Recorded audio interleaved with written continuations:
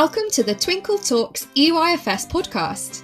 Working in the early years is busy, funny, messy and exhausting.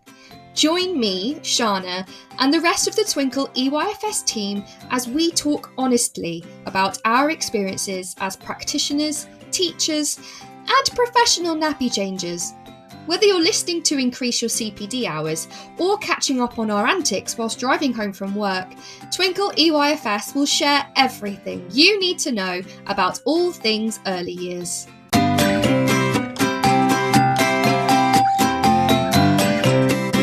Hello, wonderful listeners, and a happy new year! This is our first episode of Twinkl Talks EYFS with me, Shána, in January of 2023. Now, how long is it going to take before you start writing the correct date in your planners and your books? It's going to take me a good couple of months to get used to writing 23 instead of 22. I hope you're with me on this one. It's not just me. Anyway, we're going to get right stuck in today with the first episode of the year. And we're going to start off with a little fun. You have sent in some hilarious stories of things that children have said to you that would only happen in early years. Here's Katie with the latest update. This week is only in the EYFS. Remembering the time when her class was learning about emperor penguins, Marie shares when a 3-year-old shouted out that they keep their eggs in their lady bits. She's not technically wrong. Laura discusses a time when a child asked, "Is it tomorrow today? Because yesterday my mum said I could have an ice cream. So is it tomorrow today?" I literally have no idea. When teaching nocturnal animals to her class, Cameron reminds us of the time that a little girl said, "My baby brother is nocturnal. He wakes up at night while I'm in bed asleep and he sleeps all day." Something all the parents out there can relate to. That's it for this episode. Tune in next time for more antics in only in the EYFS. Fabulous. I mean, what a way to start the new year, right? A bit of a laugh. And I'm pretty sure we'll get more hilarious antics from our children in the new year. Can't wait to hear them. Please send them in. They always make us laugh. But for now, we're going to go on to our main event of today's episode, and we're going to talk to the wonderful Sarah Billingham, who is a speech and language advisor. And she's a teacher, and her specialism to talk about today is how behaviour is connected to communication, and how essentially all kinds of behaviour is communication, and how we can spot that and support our children. So, without further ado, let's go and have a chat with Sarah.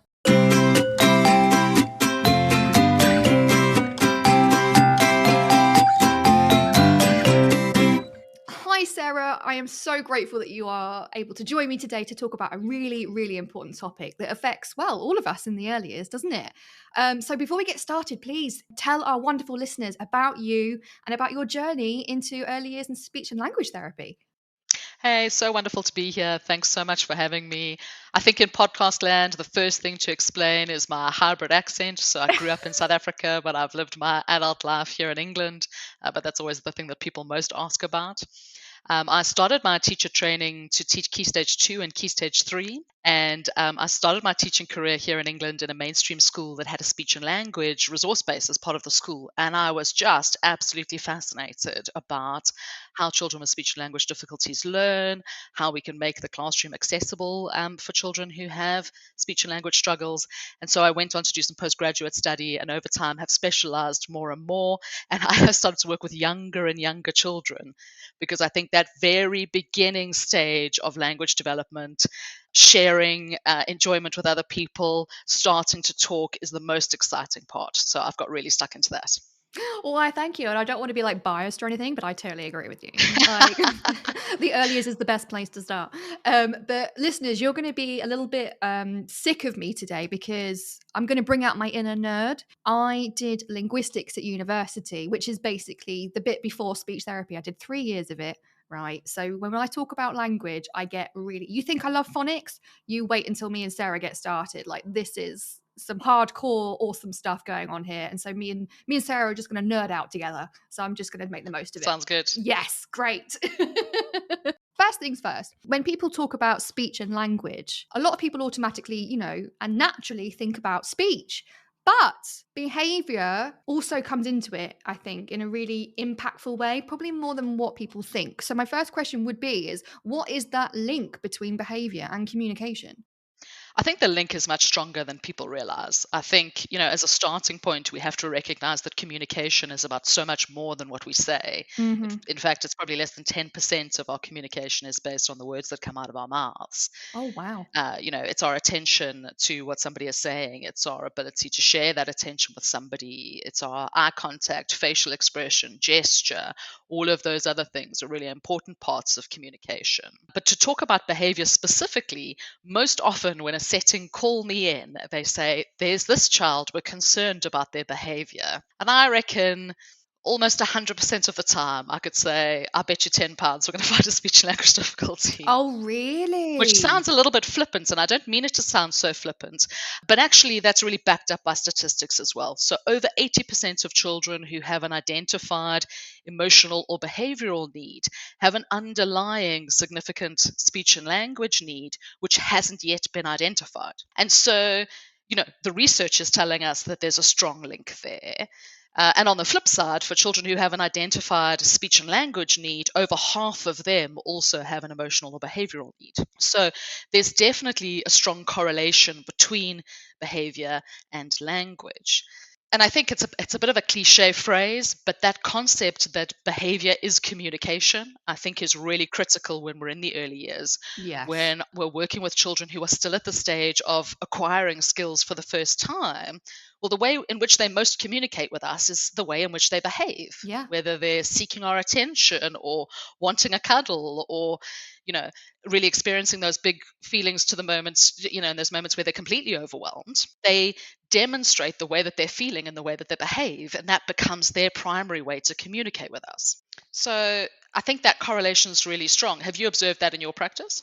Well, it's funny you say that, because when you think about it, I don't want to say it's everything, but it is though, isn't it? Because like you say, I know it's cliche, but I just think about those children that, especially because they're so young, they can't articulate that they need support with something. And then how frustrated that must make them feel. And a lot of behavior or challenging behavior that I've seen has come from that, like you say, that emotion, that frustration of not being able to communicate those needs. And I think that's probably true for a lot of people. Yeah, I think behavior does communicate that there's an unmet need, whether that need is, something like food or drink, or whether that need is a more emotional need, like needing somebody's attention or comfort or those sorts of things. But I think we can't underestimate how effortful it is for children who are struggling with their language, because they spend the majority of their day struggling to be understood, needing to put a tremendous amount of effort into understanding what other people are asking them to do, what's happening in the environment around them, the language that adults in the setting are using, language that other children are using. There's lots of, if you struggle with language, you're likely also going to struggle with social interaction. So loads of misunderstanding happens. And if you're putting that much effort in all of the time, you are more likely to tire and become frustrated more quickly. I just keep thinking, I know it sounds really silly, but I always try and put myself in the position of these children, so I can, at least if I can't empathize, I can sympathize with them.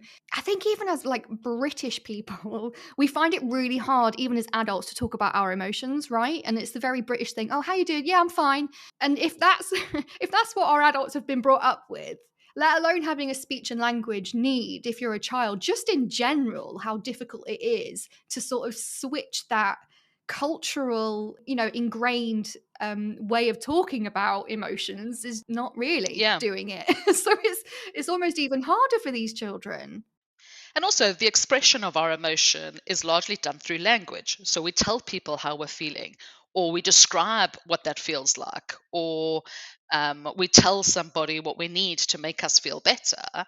If you haven't got the language skills to be able to do that, then how else are you supposed to communicate the way in which you feel? And that leaves you with a fallback option of behavior. And that behavior could be withdrawing. It could be being, very quiet in the setting, sitting out and not joining in with things. It could be getting up and leaving activities that you're not enjoying, rather than being able to politely say, I've had enough now, I want to go and play with something else. Sometimes it's opting out behavior rather than what we would describe as challenging behavior. So if you cannot describe the way in which you feel or what you want, or whether you're not enjoying something, then you have to resort to using your behavior. Yeah. It kind of reminds me of those fight, flight, or faint responses. This kind of reflective of the behavior, like you say, the typical challenging behaviors would be the fight behavior, the opting out is flight, and fainting sometimes, like you say, is the withdrawal. Yeah, or the freeze response, not being able to give anything because you're stuck in that moment and you're not sure what to do. Yeah, it's just overwhelming, isn't it? Yeah. And I kind of wanted to make it really clear for our listeners that speech and language difficulties is more than just speech, isn't it? What other kind of difficulties would these children perhaps have? I think what's important to recognize is that each child's development is unique to them. Speech, language, and communication covers a really broad range of skills, and a child who's identified as having a speech and language difficulty could have difficulty with one of those areas, or a number of those areas, or all of those areas. But that will include, being able to listen to other people, being able to use your nonverbal communication, so your eye contact, sharing a smile with somebody, using facial expressions that matches the way that you're feeling in that moment, being able to point to things and gesture. It includes being able to share and take turns, so that that side of social communication.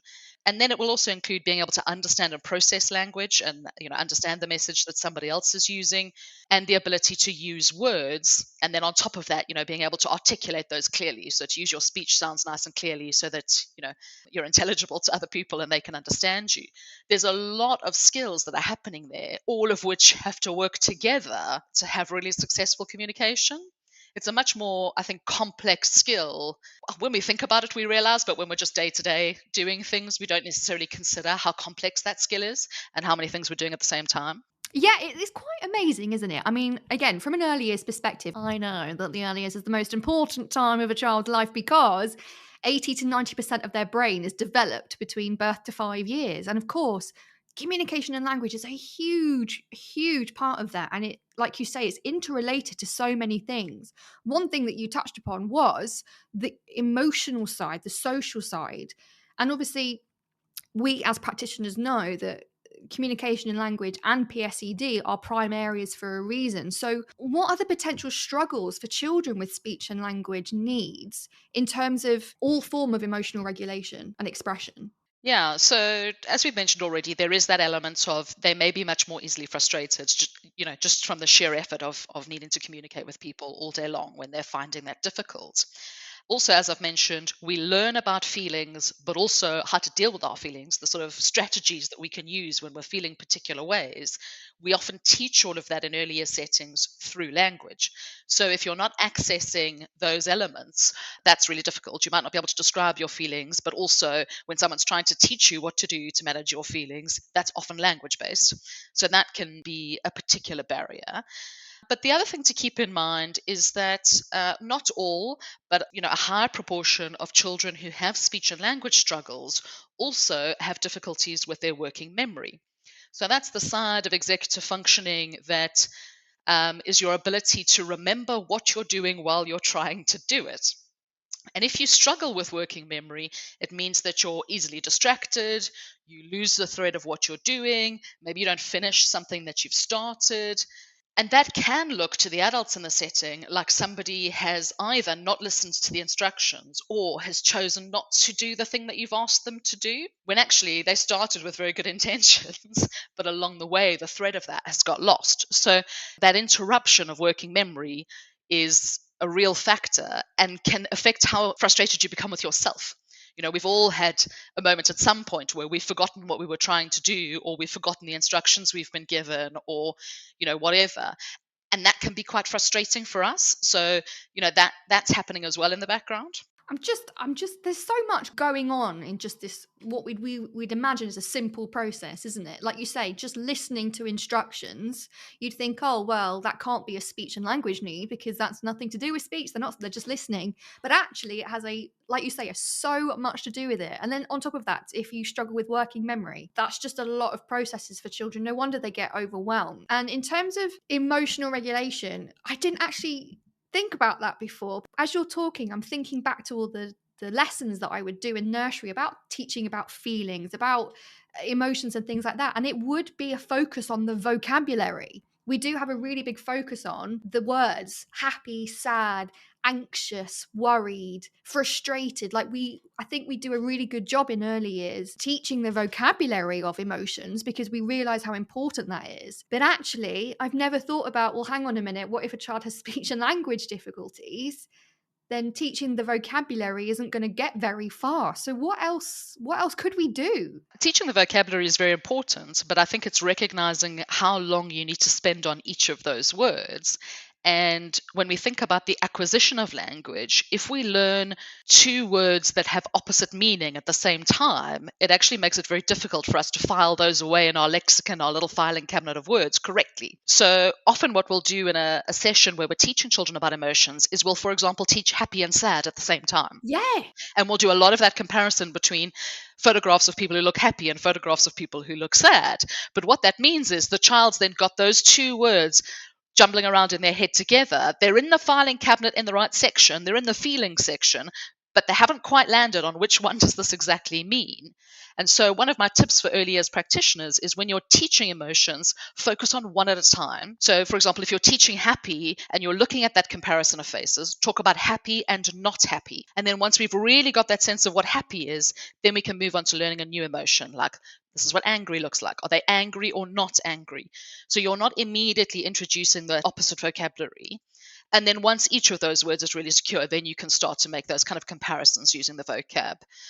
So it's not a case of shying away of teaching the vocabulary, but it's about doing it in a really methodical way that supports a child's language development. That's so interesting because as soon as you said all of that, I was like, yep, that's how I used to do it.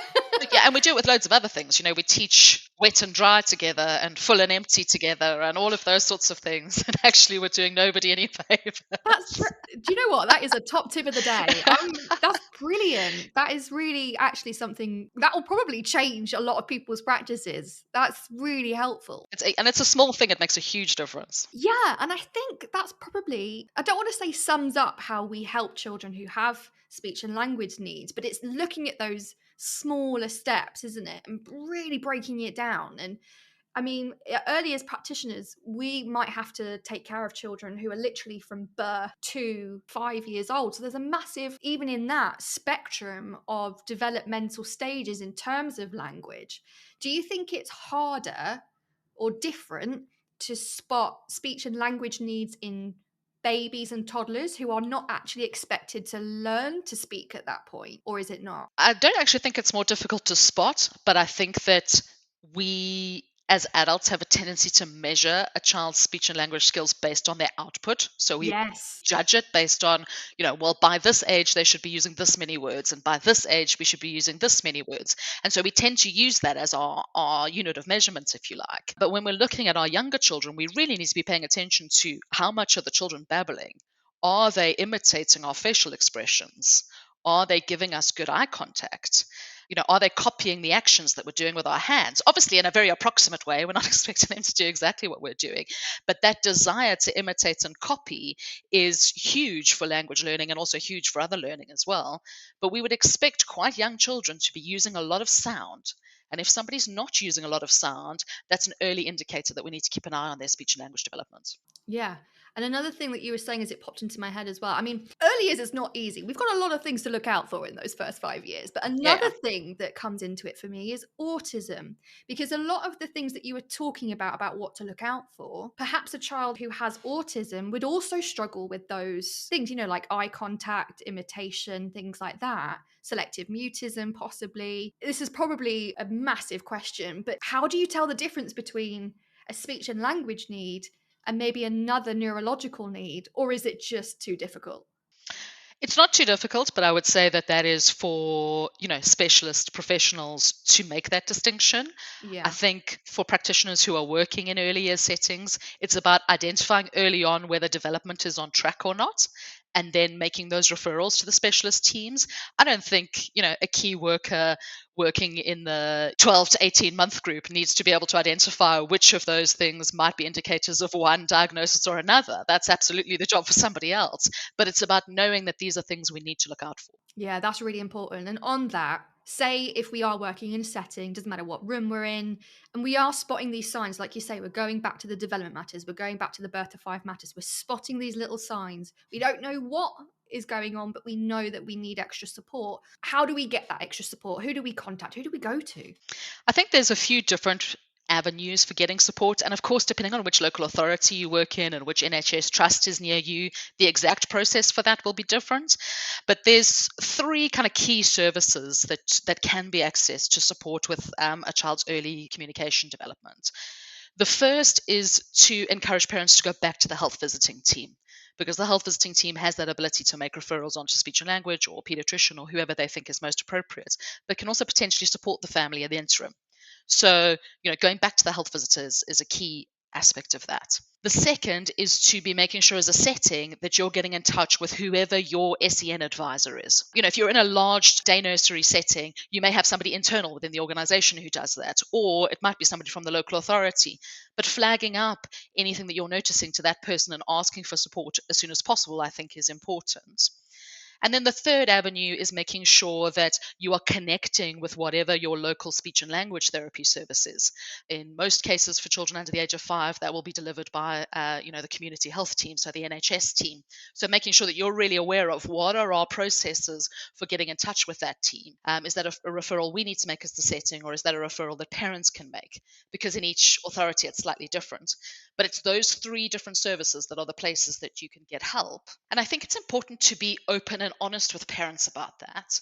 I think that it comes from an incredibly good place. But as early years practitioners, we tend to be incredibly positive about the children and the beautiful progress that they're making in areas and the things that they enjoy. And of course, we want to be sharing that with parents.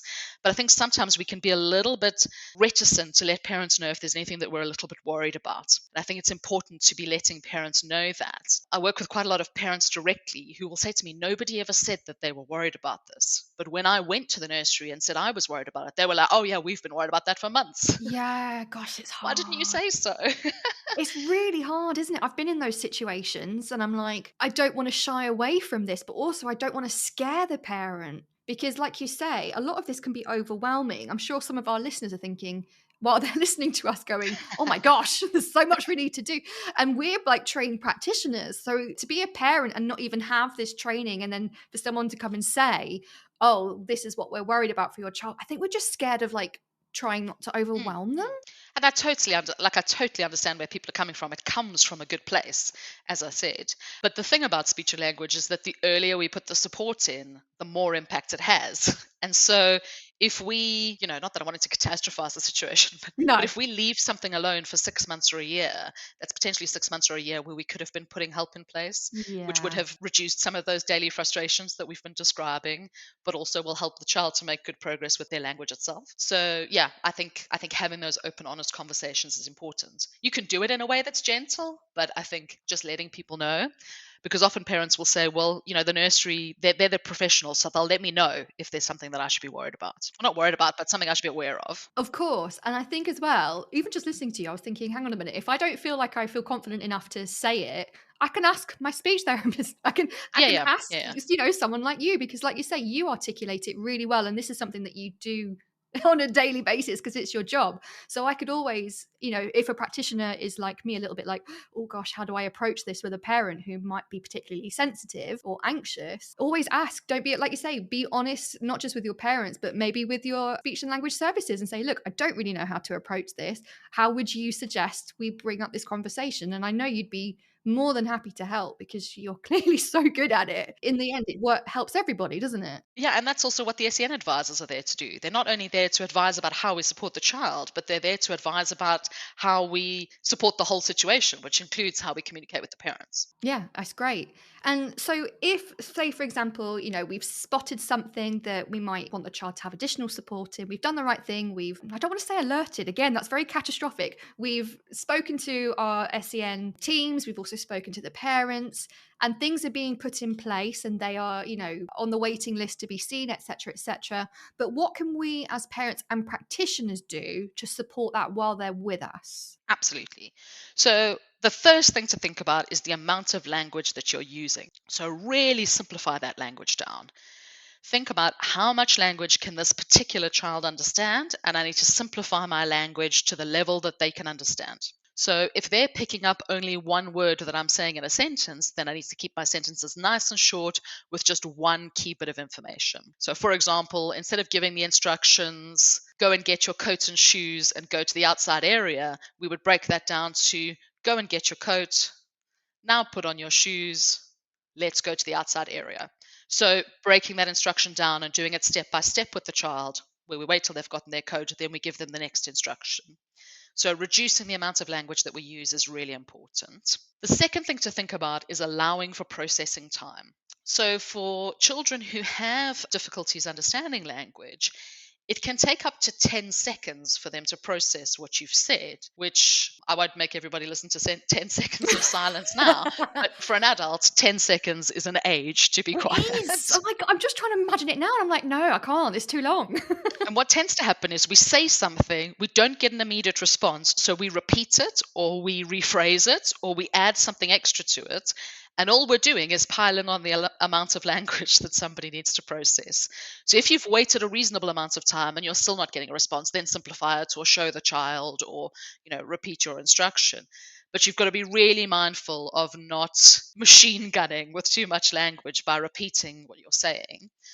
So allow for lots of processing time. And in that time that you're waiting, give that nice, approachable body language. Hold their gaze. Show them that you're looking and that you're waiting. Nice, approachable facial expression. Nice, warm body language. I'm still connected with you, but I'm giving you time. So it's not I've given the instruction, I turn away to other people, and then I come back 10 seconds later. It's I'm holding this communication with you, and I'm allowing you time to process what I've said. And then I think the third key thing that makes a really difference in day-to-day practice for supporting language within the setting is using visual resources.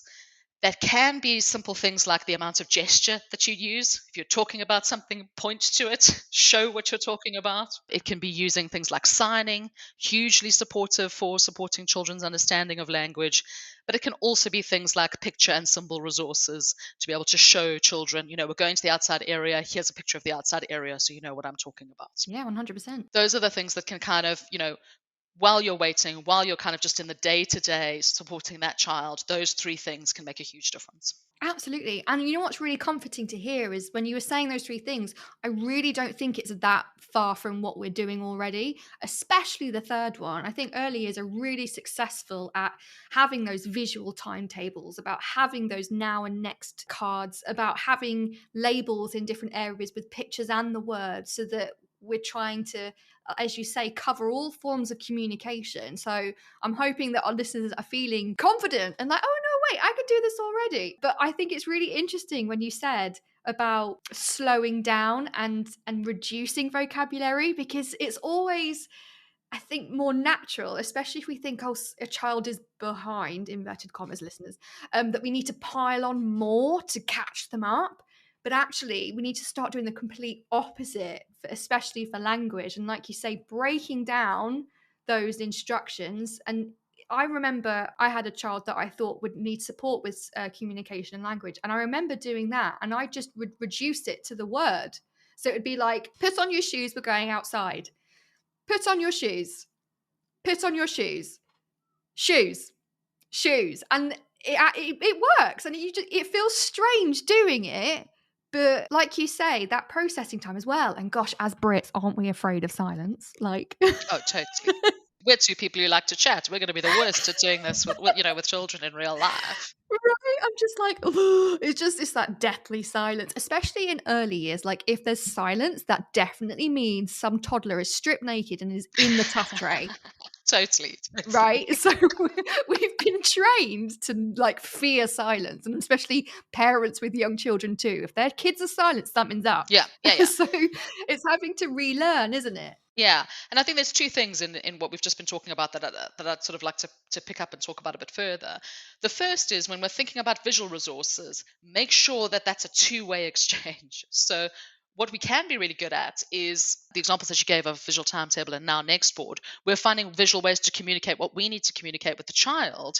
Make sure that they have some visual resources that they can use to communicate things to you. Yes. So, choice boards with perhaps to be able to make their choice at snack time, or choice boards of what toys they would like you to get out or what song they would like you to sing at circle time. so that there are opportunities for them to be able to point to things to show you what they want. I think that's, a really important element of that two-way exchange. And the other thing to think about is, you were saying, sometimes when a child's struggling with their language, we think we need to pile it on. I've heard a lot of practitioners talk about, well, we need to be providing a rich language model. We need to be narrating the children's play and providing a really rich language model. 100%. I don't want to discourage anybody from doing that. But we need to do that in a way that matches the level that a child is at. And so I sum that up with a little phrase, which I think comes from an American speech pathologist.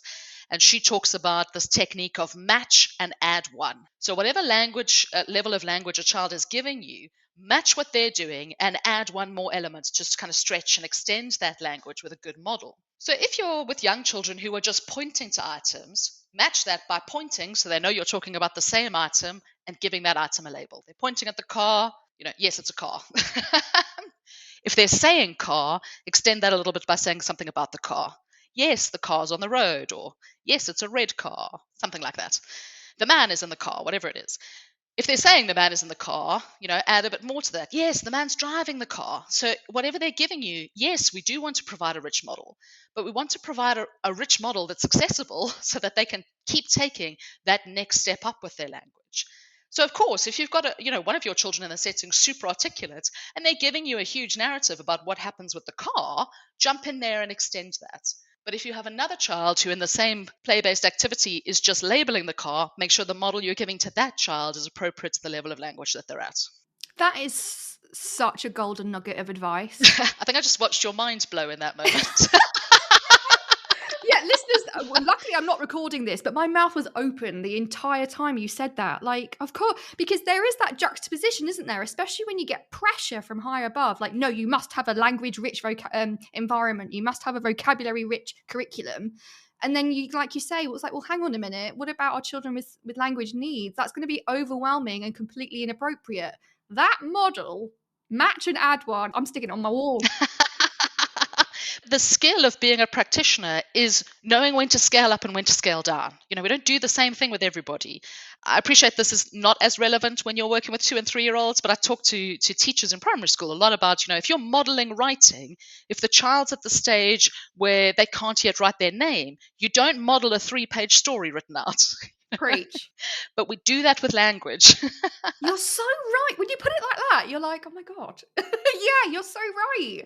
That's crazy. And actually talking about the language that we use, I think something that's really interesting and quite recent, I would say, is that we also need to, as practitioners, as adults, look at our own vocabulary. And I don't mean in terms of, the words that we teach the children. It's actually our relationship with the children. And like you said as well, also with parents, terminology is something that's changing constantly. And we want to make sure that our children, even though they're young, that doesn't mean that they're not aware, and they're also not self-aware. So we have to be quite mindful of the terminology that we use. For example, a couple of episodes ago, we were talking about how the terminology has changed for autism. Some people prefer to be identified as person with autism, or other people liked it as autistic person. And so you really have to be mindful, whomever you're talking to or about, how do they feel comfortable being identified as? Another example would be EAL, English as an additional language. That's a terminology that we're encouraged not to use anymore. It's actually multilingual, because especially in early years, children are learning English alongside their mother tongue. They're still in that first stage of language in their own tongue as well as English. So it's not English as an additional language, it's both. Yeah, or there's 2 languages spoken in the home that would equally be considered mother tongue, because exactly. One parent speaks predominantly one language, the other parent speaks predominantly another language. So it's not giving that hierarchy to which is the most important, but just accepting and celebrating that there are lots of languages spoken by that individual child. Yeah, and I think with speech and language, because there are so many different variations, there are so many different, labels. How do we even navigate the terminology that we use? Like, for example, speech and language difficulties. That could mean anything. It could. And I think there is, You have your diagnostic language, which is used by speech and language therapists and pediatricians. So, for example, something like developmental language disorder. Disorder has an uncomfortable feeling for lots of people. Yeah. But even the word difficulty, I think, has an uncomfortable feeling for some people. With some of the parents that I've been working with, they've been talking about how they prefer sort of language around things like struggle. My child is struggling with their speech and language, but not sort of defining it as if this will always be. So, just talking about something that they're struggling with or a challenge that they're experiencing at that time. But I think something that can be helpful when you're having conversations with parents, I appreciate sometimes you're talking first, but is to listen to how they describe it and mirror some of the language that they're using, as long as that language is accurate to the situation. If you find the parent describing their child's speech and language as being something that they struggle with, mirror that language to That's them. really handy. Because I think that's, they tend to use language that they feel comfortable with in terms of describing how their child is developing. And so always having that listening ear. And I think it's always okay to say at the very beginning, I want to get the way that we're describing this right for you. If I'm saying something and you think, oh, that's not how I would like to describe it, I think the example you gave of that difference between, being described as being a person with autism or an autistic person, I think just having that upfront conversation about let's get this right, what feels more comfortable to you. Yeah, no, that's really, really helpful. There are so many different variations. And like you say, I didn't actually think about struggle and need either. I didn't actually clock the difference. Like you say, struggle seems a lot less permanent than need. And I didn't quite register that, but a lot of our parents might. It certainly seems less permanent than disorder. Exactly. Yeah, I've always had a problem with disorder. The need that we're describing might be something that goes on to be long term, that doesn't feel comfortable when you're chatting to somebody of, the parent of a 2-year-old. Yeah. We don't have that crystal ball at this stage, particularly if, the child hasn't been seen by, the relevant specialists and so on. So, we're not making these long-term definitions. We're just chatting about what a child is struggling with in that particular moment. Yeah, that's really helpful. Thank you. Thank you.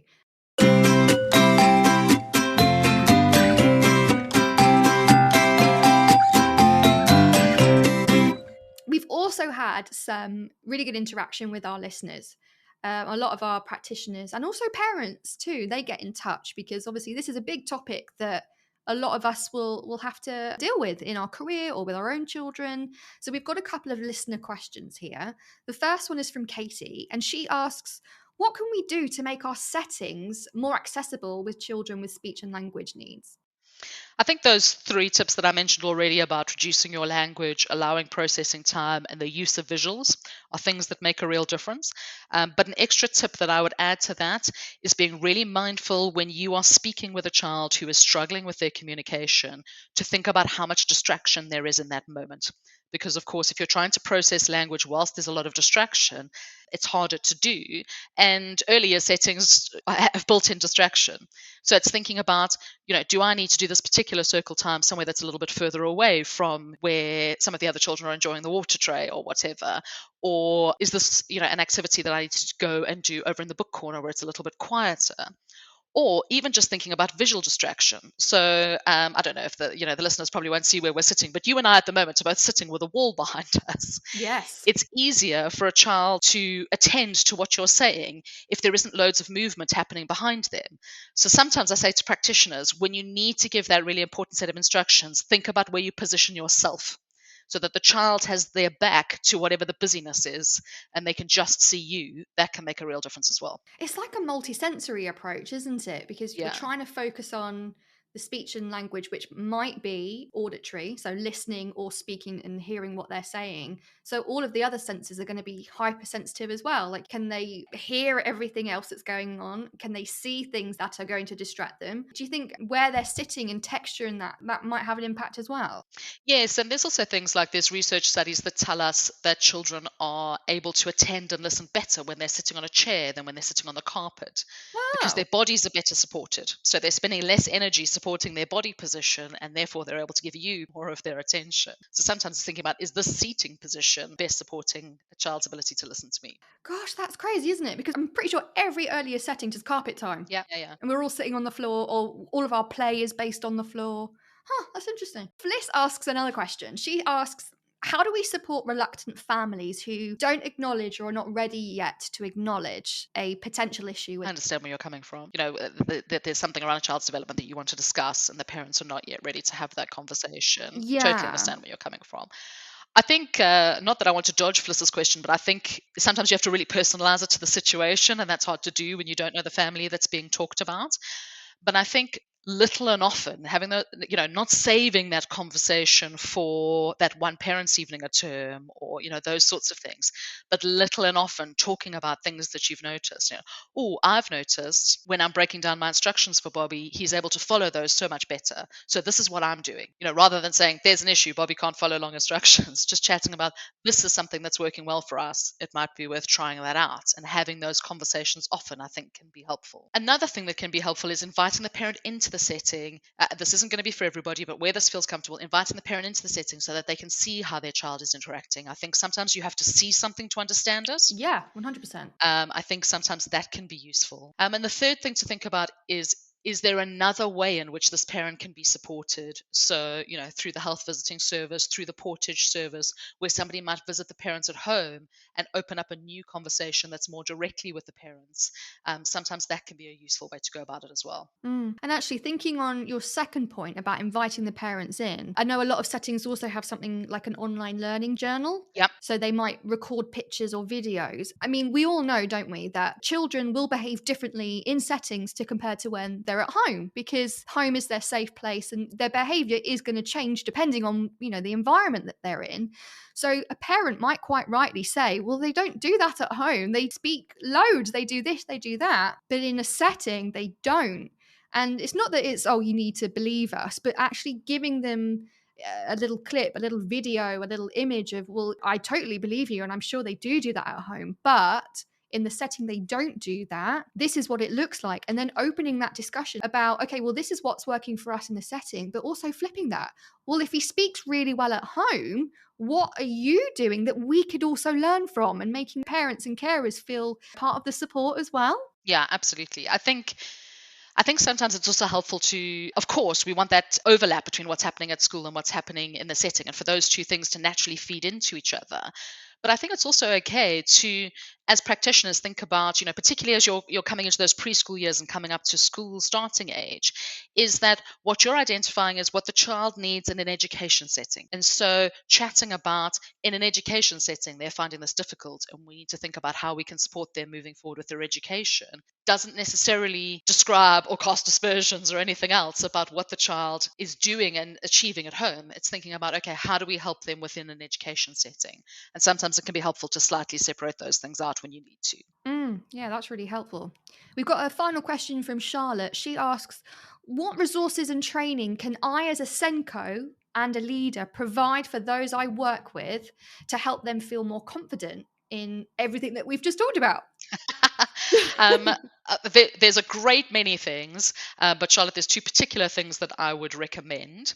The first is to have a look at the ICANN charity's website. So ICANN is the National Speech and Language Charity, and there are some brilliant training webinars and things that they run on a regular basis, but there's also some recordings of those on the website.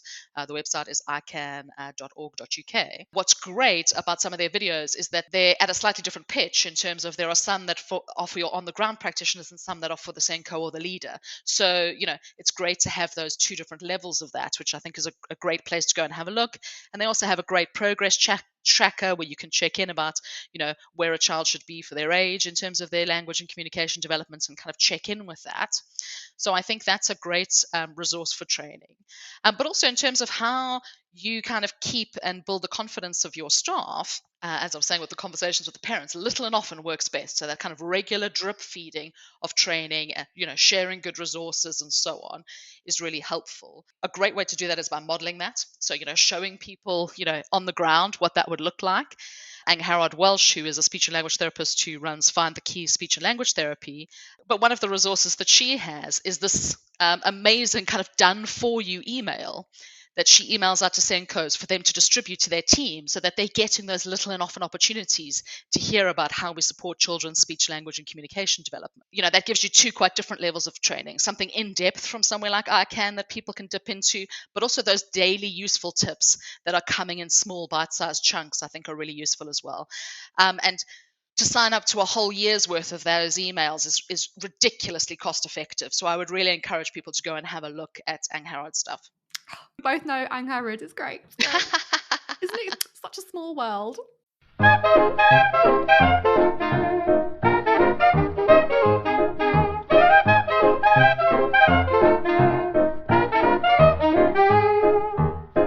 Okay, so before the end of every episode, we like to play a little game, Sarah. Okay. We like to end on a high, have a little bit of fun.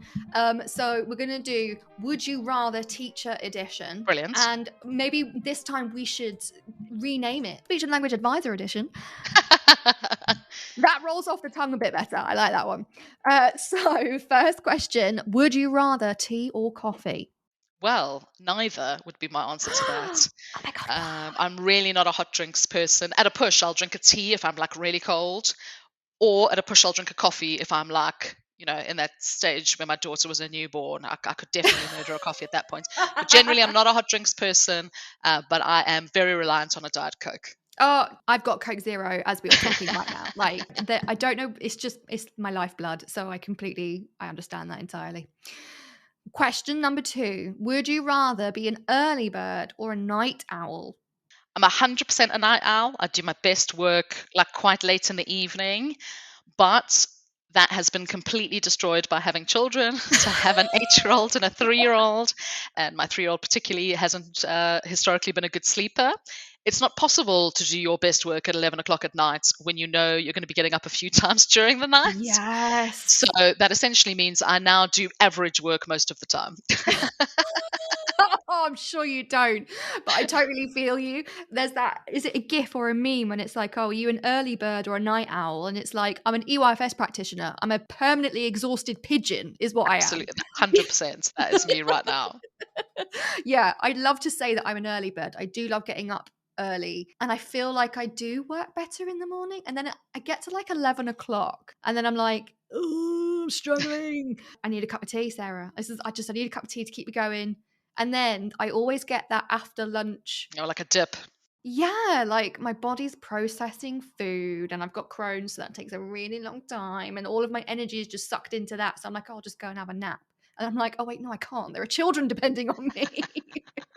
I can see why our babies and our toddlers and our 3-year-olds have a nap in the afternoon. I will quite happily join them. I think everybody needs a siesta, like in the med. Yeah, definitely. We'll make it happen. We'll get that. We'll get that in. Great.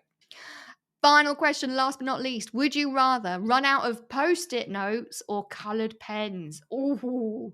I feel like this is a really difficult choice. Like you're asking me to choose between my children. I've never met a teacher who doesn't love a bit of sparkly stationery. Right?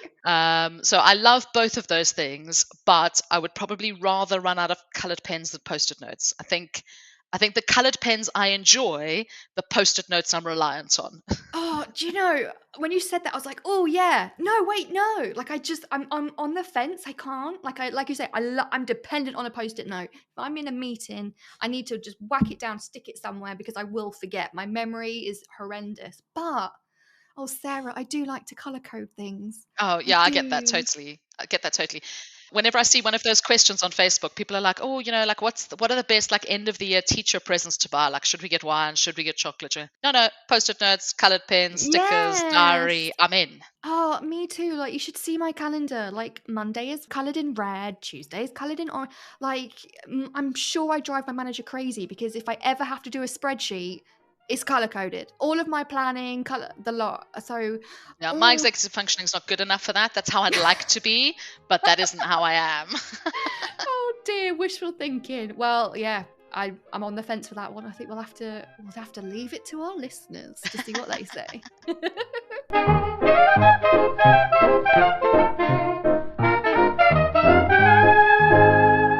Oh, Sarah, it's been an absolute joy to have you, and you're just so knowledgeable. Thank you for imparting such great knowledge and experience today. If we wanted to learn more and our listeners wanted to learn more, where can we find you? Yeah, so all of my handles are confidentkids.co. So my website is confidentkids.co.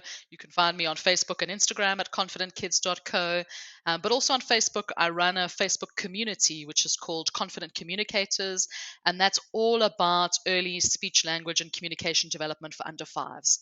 And there's all sorts of great stuff in there about self-regulation, about attention and listening, about early language acquisition, lots of videos in there, lots of chat in there. So definitely a great place to find me. That's really great. And you said, you go into schools and you do training and things. Have you got any training coming up that people could look into? Yes, so I run Makaton as sign and symbol training. So that's, comes up on a regular basis. But I also do a lot of training around self-regulation and around all forms of kind of language development. So communication-friendly environments, all sorts of bits and pieces. Some of that will be bespoke to a setting, and sometimes it will be something that I'm, running from time to time. This afternoon, I'm off to go to a special school to talk about self-regulation. Oh, excited. She's a busy lady, guys. You need to book her while you can. She's in definite need. Oh, thank you so much, Sarah. It's been such a pleasure talking to you. And yeah, I look forward to hopefully speaking again soon. Thanks so much.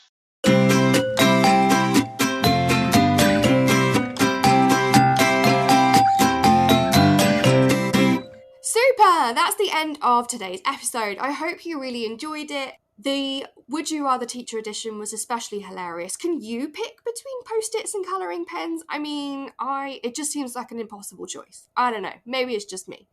But I had a lot of fun talking to Sarah today. I hope you enjoyed it just as much as I did. We've got so many amazing episodes coming up with amazing guests, and we're going to do a special series as well about early years across the world. I've been lucky enough to speak to my colleagues in Twinkl in loads of different countries, like Australia, South Africa, Romania, Scotland, to see what it's like and how other people do it in different countries. So I hope you'll stick with me to join me on my mini-series of early years around the world. But until then, I will see you next time. I hope you had a lovely break for New Year and you feel well and truly rested to get cracking in this new term. If you need anything, you know where we are. Come and find us on social media and I will be happy to help. See you soon!